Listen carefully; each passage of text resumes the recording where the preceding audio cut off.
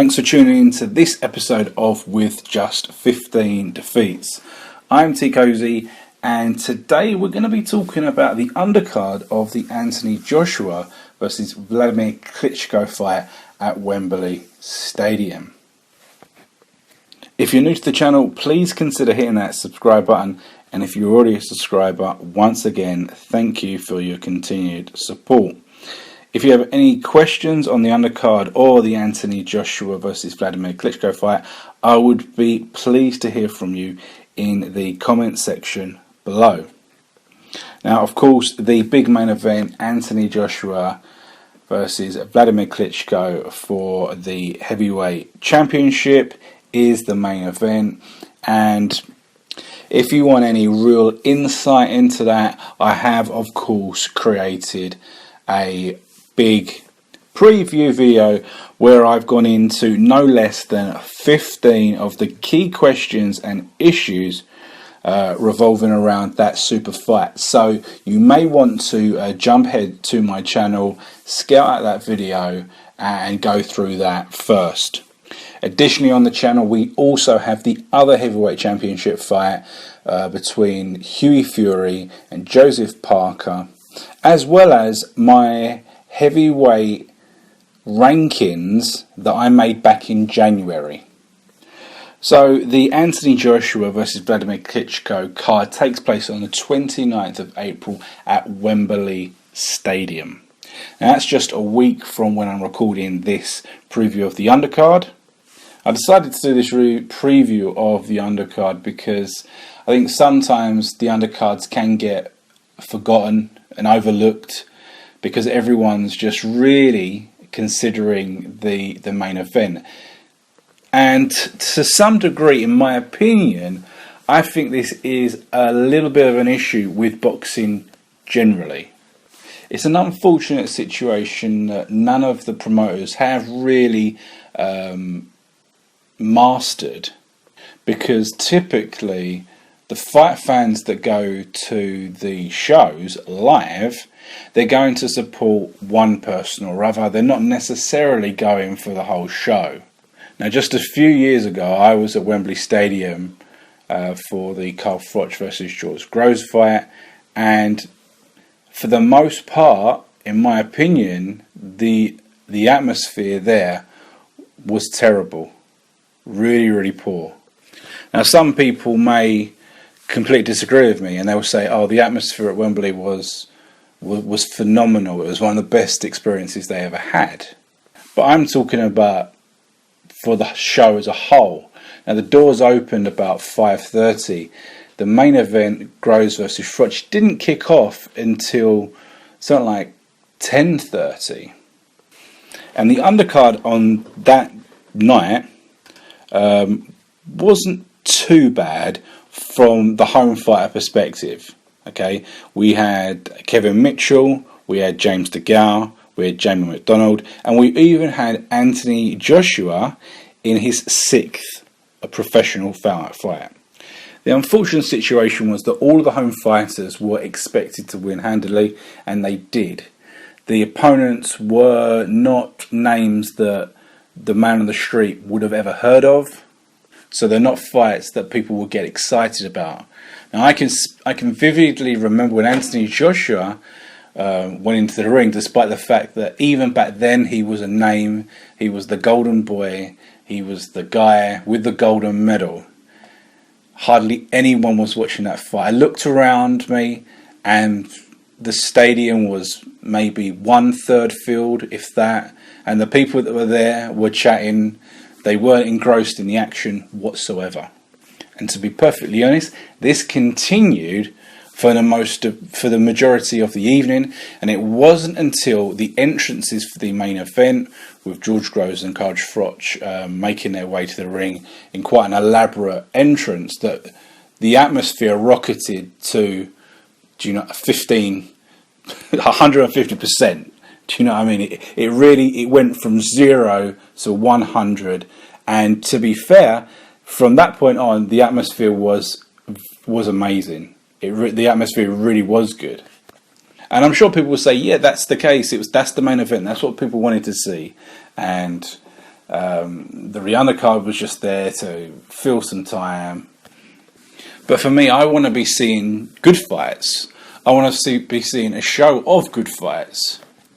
I don't want fights on the card just for perceived value. So now we move ahead to the Anthony Joshua and Wladimir Klitschko night. And for the most part, it's all about that main event. It's such an enticing super fight that everyone's really going to be getting excited about it. It's really going to answer some serious questions. Anthony Joshua is in there with his first real credible world-class opponent, and we'll find out whether Anthony Joshua genuinely is world-class. Is he the real deal? But we're also going to find out whether we are at the end of the story for Wladimir Klitschko, the great Wladimir Klitschko. Have we got to the end of the story? Because the defeat surely will be the end of the road for one of the greats, one of the all-time greats in the heavyweight division, and the greatest heavyweight of the last 15-ish years. So I'm sure the kind of situation and the atmosphere, what I described, was the case at the Froch versus Groves match at Wembley Stadium. It will probably be very, very similar on the 29th. But let's just ask the question, has Eddie Hearn put together an undercard that might be somewhat intriguing, might catch the imagination of the fans, might draw some of the fans that might not even enter the arena until maybe knocking on 10? Will it draw them in to make sure they're in the stadium early? So today I'm recording this, it's Thursday the 20th of April, and it's about 2 p.m. and at this present moment in time there are 7 scheduled matchups to take place at Wembley Stadium. Of course, Anthony Joshua, Wladimir Klitschko, as for the WBA Super World Heavyweight title, and also Anthony Joshua's IBF World Heavyweight title, and they've thrown in the vacant IBO World Heavyweight title. So the featured event on the undercard is in the featherweight division, and it's Scott Quigg against Simeon. So we know that here in the UK, Scott Quigg has been a fairly big draw for the quite a few number of years. He held one of the straps for quite some time, and there was some serious interest in the lad. One of the main reasons was because there was the anticipated matchup against Carl Frampton that was discussed, and people wanted to see it for quite some years before it finally did happen. Unfortunately for Scott Quigg, we know that Carl Frampton was victorious on the night, and to be fair, Frampton was definitely the better man. He's since moved up in weight, and he's also taken on the trainer Freddie Roach, obviously of Manny Pacquiao's stable, and for sure it will be very interesting to see how the influence of Freddie Roach will be on Scott Quigg, whether he can iron out any of the problems that Quigg has had over the years. Scott Quigg's obviously a talented fighter, and he's definitely capable of winning another world title, 100%. For me, however, I have a feeling that we'll see the Frampton, we'll see a rematch with Frampton at some point down the road, and I think that's probably where he'll be aiming. The next match on the undercard is Luke Campbell, a gold medalist at the Olympics some years back. This is in the lightweight division, and he's up against Darlis Perez, who previously fought and lost to Anthony Crolla for the world title, which Crolla just lost some weeks back. Now, I've never been that much of a fan of Anthony Crolla. I think he's definitely overachieved, and all the respect to him for realising his dream. But the fact that he beat this Darlis Perez would indicate that Luke Campbell shouldn't really have much of a problem. Now, we know Luke Campbell did lose a fight about a year ago He was a bit derailed from that, and I think it probably came at a bit of surprise to him and his big time followers. And next on the undercard is the fifth fight in the pro career of Katie Taylor. Now, I'm not going to pretend to say that I know a great deal about the women's divisions and the depth of the divisions, but in just her fifth, with just 4 fights, BoxRec are putting her in the top 10 in her division, which would indicate to me 2 things: that there is not really much of a depth, or that they have been putting her in already with high caliber people. Now, from what we've seen of Katie Taylor, she's shown immense skill, light years above her opponents to date, and everything indicates that she's going to move forward and challenge for major honours shortly. Now, the fifth fighter scheduled on the undercard is Lawrence Okolie. Now, he's a guy that looks interesting and really exciting, and he's someone I'm sure that I will be discussing in greater depth as the years progress. Currently fighting in the cruiserweight division, but I think there's potential for him to end up fighting the heavyweight division. He's 6'5", he's big, he's rangy, he's a power punching guy. He's very exciting. He has some rough edges, and he's obviously quite wild at the moment, but he's a young guy. He's learning his way in the pro division, and he's not being put in there with anyone that should really trouble him. So it's definitely exciting to see him on this card, and for him to get the experience of fighting in such a huge attendance and fans, just like Anthony Joshua did in his 5th fight at the Froch versus Groves fight.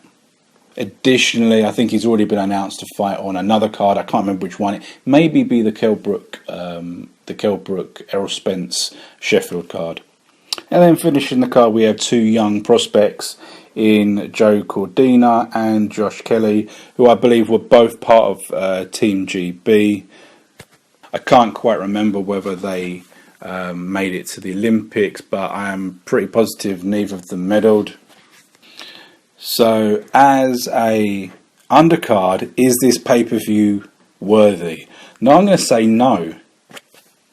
Now, obviously, from the promoter's point of view, they will tell you that they're putting on an undercard that involves a former world champion, 2 additional Olympic gold medalists, and 3 young, hungry stars of the future who had decent amateur careers. But in reality, what we've got is 6 matchups where the home fighter should win comprehensively, and I would expect knockouts in at least 4 of these undercard fights. Now, I'm sure that the Quigg-Simeon fight and the Campbell-Perez fight will probably be okay-ish scraps for as long as they last, but I would not be that excited about them.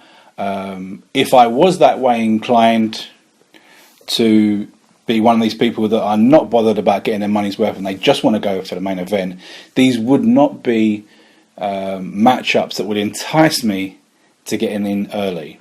And looking at that undercard, the only fight that really kind of will pique my interest is Lawrence Okolie. And let's be honest, he's going in there with someone who's lost 4 of their last fights already in just 11 fight career. We're expecting a quick knockout in that matchup. So, and in addition to that, it will probably be on about 6:30, 7 o'clock. So I'm sure once the bell rings for the Klitschko and Joshua fight, the large proportion of people that will be sitting in their seats and anticipating it will not even have seen Lawrence Okolie's matchup. So in a quick summarise, I'm going to go for, my prediction is that I think it's going to be all home victories for the undercard: Scott Quigg, Luke Campbell, Katie Taylor, Akoli, and I expect Cortina on his debut and Kelly in his second bout to get simple victories. Now, as I said at the top of the show, if you want to watch my thoughts on the Anthony Joshua versus Wladimir Klitschko, head over to my channel and check out that video. It is without a doubt the most in-depth preview of the matchup here on YouTube. I really hope that you enjoyed this episode of With Just 15 Defeats. I hope that it's a great night. And if you have any comments on the undercard or my assessment of the undercard, I would be pleased to hear from you in the comments section below. If you're new to the channel, please consider hitting that subscribe button. And if you're already a subscriber, once again, thank you for your continued support.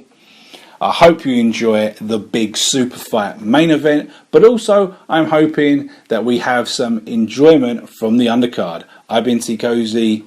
See you next time.